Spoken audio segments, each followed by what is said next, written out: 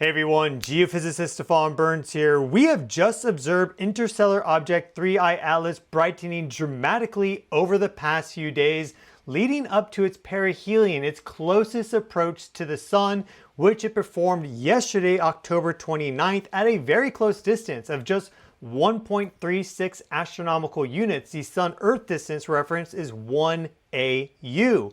So it's being hit with a ton of solar radiation at that distance, about 735 watts per square meter. In deep interstellar space, it's estimated to be about 10 to the negative 7, 10 to the negative 8 watts per square meter. And during this transit, it also got blasted by a whole bunch of huge coronal mass ejections. Basically, there were a ton of insanely large explosions on the far side of the sun over the past 10 days or so. That is one of the bigger stories here, actually, is about how right now we are in a period of extreme solar activity, one of the biggest in decades. But on the far side of the sun, those solar storms all launched out. A lot of them hit 3I Atlas either directly or with like a side impact.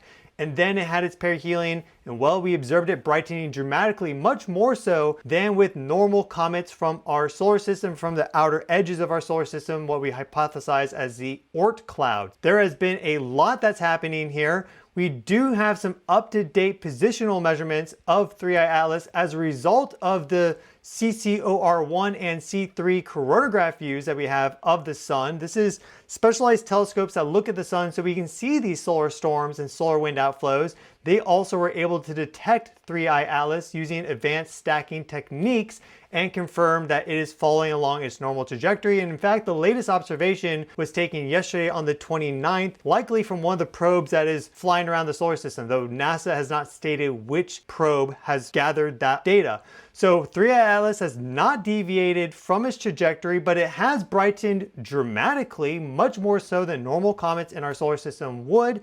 And we've had all this extreme solar activity on the far side, one of the biggest periods of solar activity in decades, undoubtedly. We're talking big X-class flares, perhaps even double-digit X-class flares, and those sunspots are going to be rotating towards the Earth-facing side of the sun in just 2 to 3 days. They'll be Earth-centered and direct in a little more than a week. And so we could be in for a big period of huge solar activity and geomagnetic storming here on Earth, because while the first coronal mass ejection that was launched off during the superior conjunction of 3I Atlas with the Earth, so Earth-Sun 3I Atlas on the 21st was the biggest, they haven't stopped. In fact, just in the past 48 hours, we've had 2 big coronal mass ejections from those sunspot groups, and they seem to be increasing and multiplying based off of our helioseismic data. So things are heating up.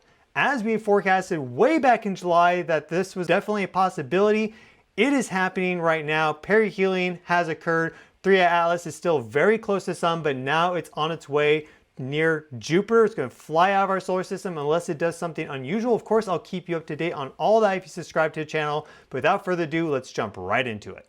And let's begin by looking at our coronagraph view of the sun, because honestly, the solar activity is the bigger story here. 3I Atlas is very interesting, it's dynamic, it's unusual, but it's not like it's going to impact the Earth and wipe us out. It doesn't look like there's going to be an alien invasion, but we could very well have some extreme solar activity that results in power grids going down, telecommunication disruptions, satellites being impacted, burning up in the atmosphere. We live in a modern technological age that is very dependent on technology and power grids and all that working, and well, the sun could cause a reset if it wanted to. Put out a big enough solar storm, Earth facing, you could get some pretty serious things to unfold as a result of that. So that is the bigger story here. And well, here we have the sun from the 21st all the way up to today, the 30th of October. We're looking at the sun right there, but we also have the C2 and C3 coronagraph view. This is 32 solar radii across, so it gives us quite a wide view of what's happening around the sun. They put a disk over the sun to block it out because it's very bright, which then allows us to see the more dim but still bright solar wind emissions and solar storms. You're going to see a big coronal mass ejection the moment I hit play, because that was the first one to occur right as 3I Atlas came in for its superior conjunction as viewed from Earth. Its perihelion, its closest approach to the sun, was just yesterday. So let's hit play. We'll watch this first big gigantic coronal mass ejection. Boom shakalaka. There we go. Then we have another one right there. We get another one again right there. We get a fourth one to follow up just shortly after that right there. And then things kind of cooled off a little bit. We did get some other pushes here. We see the sunspots moving like this, but watch this new big coronal mass ejection yesterday and then another one today right there. So they're not slowing down. That's the thing. That first one certainly is the biggest, lined up perfectly with that superior conjunction. We are forecasting something like that to happen, at least at a much higher probability, and it did. But these sunspots are still extremely active and they're still pumping out big solar storms, and they're rotating towards Earth facing. And honestly, this right here is very similar to what occurred back in 2003 with what's known as the Halloween storms, because you started having a lot of solar activity back around October 26th of 2003, but this was Earth facing. And then that went all the way through Halloween into November with some massive solar flares. And well, this is looking very similar, but on the far side. But this could continue and then impact us. And that means that we could be looking at some severe to extreme geomagnetic storming and whatever those repercussions are if these sunspots don't cool off. And well, they've actually been getting bigger and multiplying. So let's check it out. So here we have a time lapse of helioseismic data for the sun's far side going from the 19th of October when these sunspots first started to rotate to the far side all the way up to our latest data. So I'm going to hit play and you're going to see these black spots. Those are where we have these big sunspots. This is just kind of a representation of like a super flare type sun. So this is not accurate to what's happening on the far side, but it matches the colors nicely. And so we see these two big sunspots that we saw them on the Earth facing side because they grew on the Earth facing side. But look at how they're really large and then they actually started to fracture up. Now this top one seems to have remained effectively the same, but this bottom one seems to have really expanded and grown across a wide area. Keep in mind, this is very low resolution, so often we see these really big black spots within the helioseismic and then the sunspot rotates in and it's not as absolutely epic as we may have thought it would have been. But regardless, this is the best data that we have for the far side currently. We don't have our solar orbiter on the far side to give us high resolution look. We don't have our Parker Solar Probe on the far side to give us maybe a high resolution look as well. So this is what we got. But we do have all that coronagraph imagery, which shows that things have been exceptionally active. So we know that these guys are big flare players and they're going to be rotating into Earth facing view soon because you see they're getting close now. So we're just a few days away from the leading edge there and then maybe a couple more days for these guys to really firmly be visible on the Earth facing side. If the activity that has been happening continues, we are going to be in for a very dynamic early November paired with the full supermoon on the 5th and the 6th. So we could be looking at some really pretty crazy geomagnetic activity, very much reminiscent of what occurred back in 2003 with the Halloween storms. Let's check that out because that's a little bit of a clue as to what is happening right now and what may be in store for us in the days ahead. To better understand what's happening now, let's go back in time to the great Halloween storms of 2003. And it's kind of interesting how we're also just a day away from Halloween now in 2025. And so we're looking at two things here. We have our coronagraph imagery going from the 25th of October up through the 5th of November. And then we see a intensitygram of the Earth facing side of the sun on October 28th. This is what the sunspots were back then. These are some really nasty looking sunspots. I mean, just the complexity, the mixing, they just look angry, folks. And when I hit play, you're going to see what I'm talking about.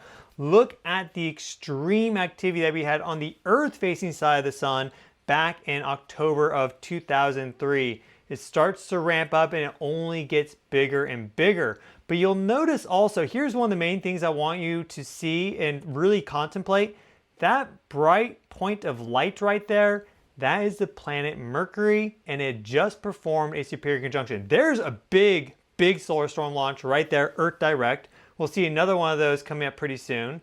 So there's another one. All these particles there, that's a radiation storm that's ensuing. So a whole bunch of high energy particles traveling near the speed of light, hitting the sensor, causing it to have that whiteout effectively. And we see that these big solar storms don't stop. They keep going just on and on and on. But this main sunspot group, you can see that bright region right there, is rotating towards the limb. So eventually these sunspots here went to the limb. But there's another radiation storm, right? It just keeps going on and on. So the ton of solar activity back then, it was a long duration, extreme geomagnetic storm back at the end of October, beginning of November 2003. But again, I really want you to think about this. Mercury is the planet that is closest to the sun. It's always fairly close to the sun, though it has some deviation with its orbit because it's not a perfect circle. So sometimes it's closer, sometimes it's further away. It is also the only other planet except Earth that has a magnetic field. And so right after that exact alignment with the Earth, the sun, and Mercury, we started getting this insane solar activity from the sun. Now you need the sunspots to do it in the first place, okay? But look at how things lined up exactly. Mercury, sun, sunspot, Earth, and you get this activity. And we often, actually usually with the superior conjunction of Mercury when it's on the far side, get enhanced solar activity. Not always at this caliber and scale, but that's pretty common. So Earth also has a magnetic field, quite a strong magnetic field. And so Mercury and Earth together seem to influence the electromagnetic circuit dynamics of the inner solar system such that it provokes solar activity if the requisite conditions exist. And this is effectively what I was using, this dynamic, to forecast that there would be enhanced activity with 3I Atlas, because it is this big ball of plasma and this rock and gas and dust and everything flying through pretty close to the sun where typically there isn't anything. At least as it relates to the planet Mercury, Venus, Mars, Jupiter, right? They're all kind of known quantities, entities. And we probably see this sort of activity with superior conjunctions of Mercury because it has that magnetic field and Earth has that magnetic field. So specifically with that pair in an alignment with the sun, it seems to trigger some sort of change. But 3I Atlas coming in, I hypothesized would do something similar, and that is what we saw. So we see this sort of activity play out across a multitude of expressions, either with Mercury or with comets or 3I Atlas. And so there's something to this. And 3I Atlas has been brightening dramatically as a result of these solar storm impacts, the solar wind, the solar radiation, the extreme ultraviolet and X-ray radiation that these solar flares have been blasting with it. So let's check out our latest imagery of Interstellar Object 3I Atlas.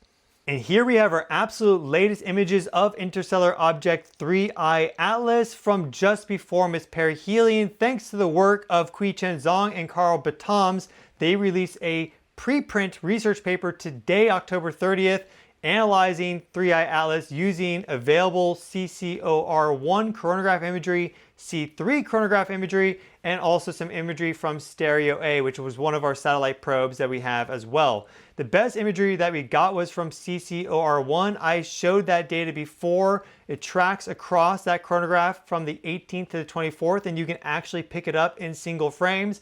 But in general, they perform some advanced image stacking in order to reduce the noise and improve the signal so we get a pretty good look at 3I Atlas. So here we see 3I Atlas from the 18th to the 24th. This is a composite image.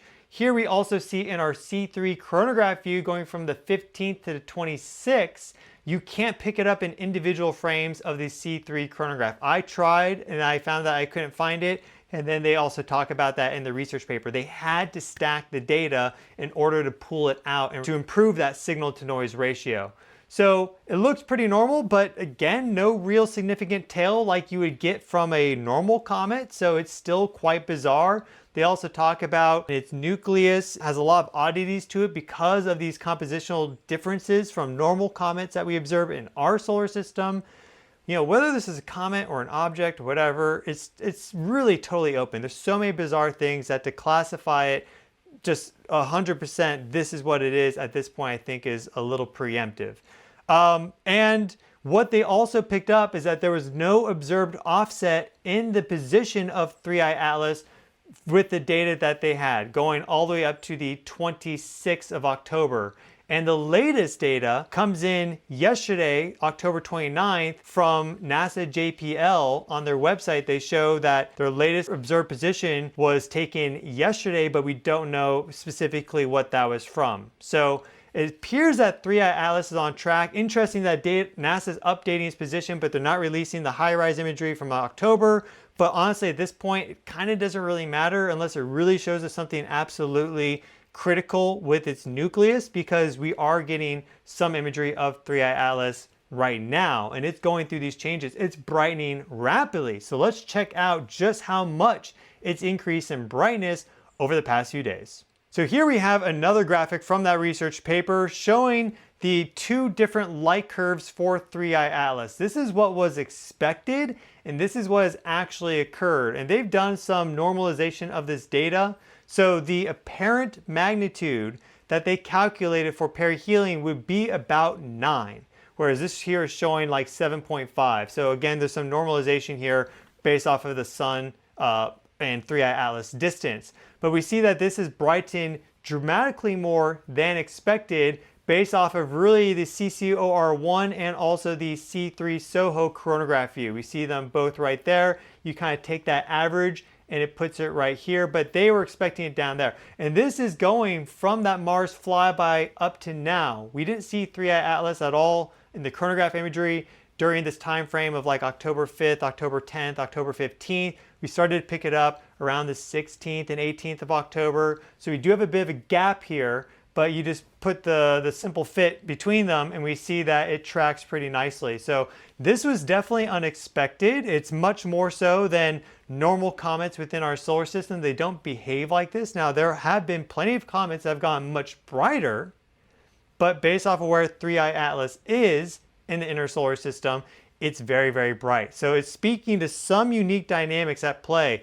3i Atlas is clearly releasing a lot of dust, gas, and plasma as a result of its close approach to the sun. And certainly being hit by a solar storm does not help, because think about what happens here on Earth when we get hit by a solar storm. Oh, we get aurora all across the polar regions, and if it's a big enough storm, even down to places like Hawaii, you will see plasma dancing across the sky. That is light. It's brightening up. We can observe aurora on Jupiter. We can observe aurora on Saturn, Uranus, Neptune. So there's very likely, intense electrical currents flowing around 3i Atlas, its coma, plasma, nucleus, whatever you want to call it, that's causing it to show up brighter than expected. It's also likely off-gassing new chemicals and compounds and elements, more dust, water, ice, whatever. We don't know what it's made up of, really. We have some data, some spikes in the spectroscopic data saying, okay, there's a lot of CO2, there's a lot of water, there's a lot of this, whatever, right? A lot of nickel, not that much iron. But in terms of actually landing a probe on it, getting samples, we don't have any of that. We should have sent a probe to 3i Atlas if we had the capability as soon as we could have.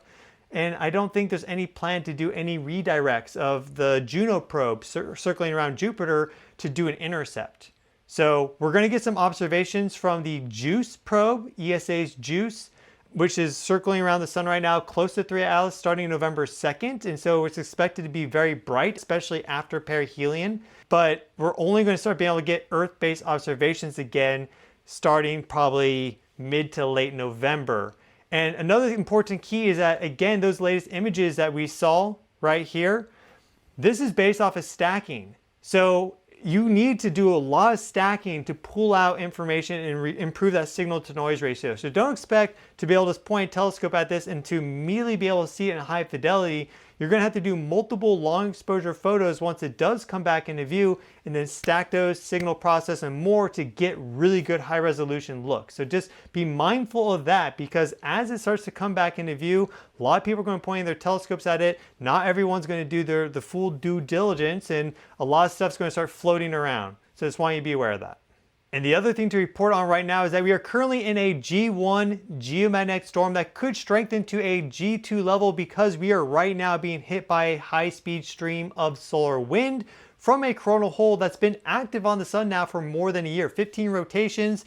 This coronal hole high-speed stream impact has lined up multiple times with high magnitude 7+ earthquakes. So there is an earthquake watch in effect right now, specifically if the solar wind density drops below 1 particle per cubic centimeter. That seems to be a critical value for it triggering high magnitude earthquakes. The current hypothesis that I have is that that reduction in particle density around the Earth causes there to be some sort of expansion, right? It's just like a vacuum effect, and then that causes these big earthquakes to trigger. But we're in a G1 storm, which means that we are having geomagnetic fluctuations. The magnetic field is vibrating across the planet. We see it mostly condensed and localized to the Arctic and Antarctic circles, so the high latitude regions around our globe. But we do see that there's enhanced magnetic fluctuations here across mid-latitude to equatorial zones. Here is our scale bar, and some of these will actually go off the scale because 400 nanotesla isn't that much for a magnetic field fluctuation during a geomagnetic storm. So this is only a G1 level right now. That means it's a minor storm. It goes from G1 to G2, G3, G4, G5. G5 is extreme. That is what we could have coming up if these sunspots continue to be very active and they continue to blast off these solar storms, but this time towards Earth. So we are already in heightened activity, and that could accelerate dramatically over the next few days. And then we have that full supermoon coming in on November 5th. So the moon is going to be at its closest to Earth in its orbit, about 356,000 kilometers. It's going to be therefore brighter, shining more light into the planet, stronger gravitational effects. It's going to be in Earth's magnetic field in the magnetotail, causing slightly greater geomagnetic volatility as a result, interacting with the plasmasphere. Everything is lining up for early November to be very dynamic energetically here on the planet. And if we do get some extreme geomagnetic storming, severe or extreme, we could be in for disruptions to our power grids, to our satellites, telecommunications, technology, and more. So make sure, just in general, you should always be prepared. Make sure you have some food on hand, water, 72, 96 hours worth. Ideally, you have a hand crank radio, some solar panels, a little thing that you can connect to it to cook your food, right? It's good to be prepared. I'm not saying this is like the most likely scenario, but all the conditions are lined up for there to be some pretty significant things to occur. So we hope things calm down soon, unless you're a big aurora chaser and you want to see the northern lights and you don't care about anyone else, right? But we hope that things calm down. But as of right now, that does not seem to be the case.